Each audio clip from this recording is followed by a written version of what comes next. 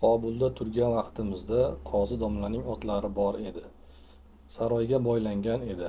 Men mingan otni sotib, qozi domla mingan otni qoldirdik. Bir kun shu saroyga mulla faqir kirib keldi.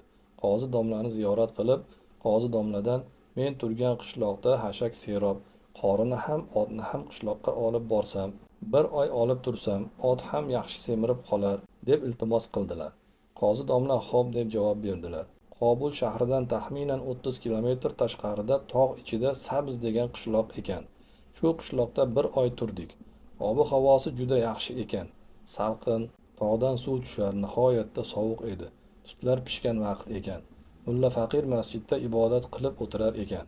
Qishloq ahli bola chaqasi bilan muxlis ekanlar. Bir oydan so'ng Qobulga qaytib keldik. Mulla faqir yana xayribod qilib ajrab qoldi. Qozi domla Jalolobodga qozi bo'lganlaridan keyin yo'lda bir qishloqda Nakib sohib degan bir pir bor ekan. O'zlari arab bo'lib Bag'doddan kelgan ekanlar. Qozi domla Nakib sohibni ziyorat qilmoq uchun shu qishloqqa keldilar. Pir bog'larida o'tirar ekanlar.